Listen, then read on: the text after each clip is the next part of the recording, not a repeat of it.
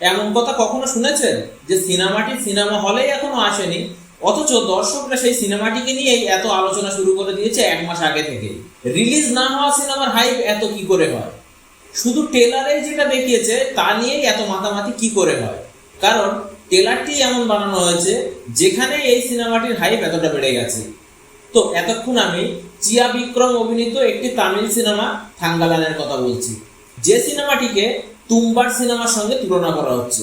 তুম্বার এমনই একটি সিনেমা যেটি বক্স অফিসে ভালো ব্যবসা না করলেও ইন্ডিয়ান সিনেমার সবচেয়ে শীর্ষস্থানে কিন্তু তুম্বার সিনেমাটি আছে। সেই তুম্বারের মতো এই সিনেমাটিও ইন্ডিয়ান সিনেমা জগতের একটি মাস্টারপিস হয়ে থাকবে। সিনেমাটি এখন হিন্দি ভাষাতেও মুক্তি পেয়ে গেছে। তো আমি সকলের কাছে রিকোয়েস্ট করবো যে সিনেমাটিকে হলে গিয়ে একবার দেখো, কারণ সিনেমাটি এমনই তৈরি করেছে মেকার্সরা, তাদের কিন্তু প্রয়োজন নেই দর্শকদের কাছে রিকোয়েস্ট করে যে সিনেমাটি দেখো। সিনেমাটির এমনই রেকর্ড আছে, কিছুদিন আগে 15ই আগস্ট সিনেমাটি মুক্তি পায়, কিন্তু নর্থ বেল্টে এই সিনেমাটিকে মুক্তি দেওয়া হয়নি তামিল বা হিন্দি কোনো ভাষা। এবং সেই 15ই আগস্টে আমরা সবাই জানি যে স্ত্রী 2 এর দাপটে সমস্ত সিনেমার ব্যবসা কিন্তু একদম ডাউন হয়ে গেছে। আর সেই স্ত্রী 2 এর সঙ্গে লড়াই করে এই সিনেমাটি অলরেডি 100 কোটি টাকা কামিয়ে নিয়েছে। তো স্ত্রী 2 রিলিজের সঙ্গে এই সিনেমাটি রিলিজ করার জন্য সিনেমাটি কিন্তু অনেক কম শো পায়। এত কম শো নিয়েও যখন সিনেমাটি 100 কোটি টাকা আয় করেছে তখন এটাকে রেকর্ডই বলা যায়। কিন্তু সিনেমাটির বাজেট বলা হচ্ছে 140 কোটি টাকা। তো 100 কোটি টাকা যখন তাদের জাতীয় ভাষা থেকে উঠেছে তখন বাদ বাকি কালেকশন কিন্তু আমাদের হিন্দি বেল্ট থেকে আনতে হবে, সেটা কিন্তু হয়েও গেছে। এই থাঙ্গালান সিনেমাটি তুম্বার সিনেমার কপি বললেও ভুল হবে না। এর ভৌতিক সিনগুলো সত্যিই গায়ে কাঁটা দেয়।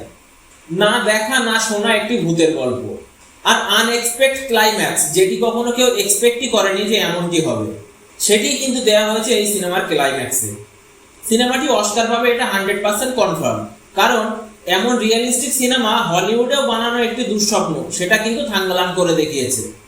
সিনেমাটি শুরুর 20 মিনিটেই এমন কিছু দেখানো হয়েছে যেটি কিন্তু 5 ঘন্টার ওয়েব সিরিজ দেখেও আপনি পাবেন না। সিনেমাটি এমনভাবেই তৈরি, সিনেমাটি দেখতে গেলে আপনাকে একটু বুদ্ধি খরচ করে সিনেমাটিকে বুঝতে হবে। এটি একটি সিরিয়াস সিনেমা, তো সিরিয়াস দর্শকদের জন্য এটি তৈরি। রোম্যান্স বা অ্যাকশন যারা খুঁজছো তাদের জন্য কিন্তু এই সিনেমাটা নয়। এই সিনেমাটি একটি আন্ডাররেটেড মাস্টারপিস হয়ে থাকবে আজীবন। তো কি আছে এই সিনেমায়, আর এত প্রশংসাই বা কেন করছি? তো এর ভালো লাগার প্রথম পার্ট হলো সিনেমাটির ঘটনা। আমি যদি বলি সিনেমাটির ঘটনা ডাইরেক্ট কেজিএফ এর সঙ্গে যুক্ত রয়েছে। অনেক বছর আগে কেজিএফ এ কিন্তু সোনা লুট করতে আসতো ইংরেজরা।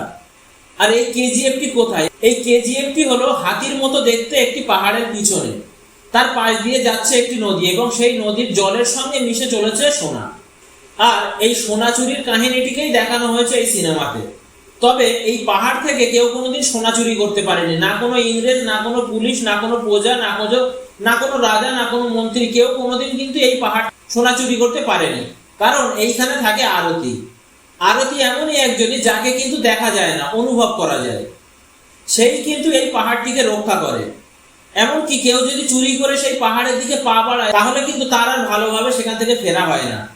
আর ক্লাইম্যাক্সে এই আরতির সঙ্গে এই থাঙ্গালানের যে যুদ্ধ হয় সেটি আপনার হুঁশ উড়িয়ে দেবে।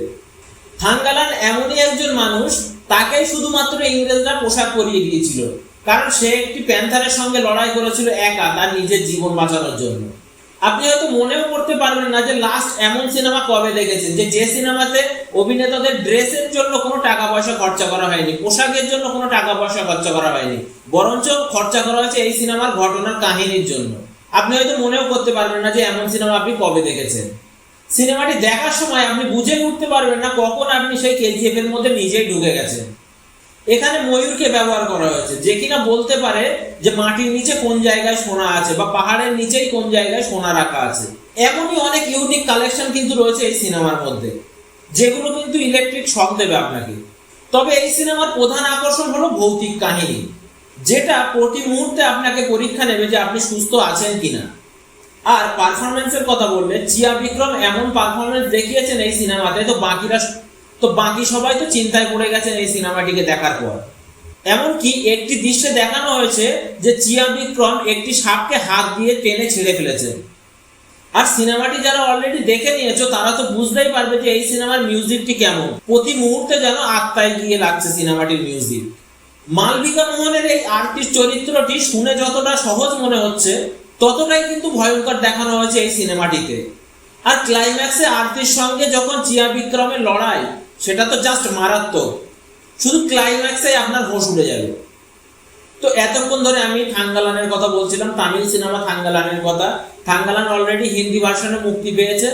তো আমি রিকোয়েস্ট করবো সকলের কাছে যে সিনেমাটি হলে গিয়ে দেখো, সকলেরই ভালো লাগবে। এমন একটি মাস্টারপিস সিনেমা, পরে আমরা যখন বাড়িতে দেখবো তখন কিন্তু অনেক কিছু মিস করবো। এই সিনেমাটি সকলে আমরা হলে গিয়ে দেখবো। তো আজকের ভিডিওটি এই পর্যন্তই ছিল। তো দেখা হচ্ছে পরের ভিডিওতে। আমার ভিডিওতে যদি কিছু ভালো লেগে থাকে বা আমাকে যদি কোনো প্রশ্ন করার থাকে তাহলে আমাকে কমেন্ট করো। ধন্যবাদ।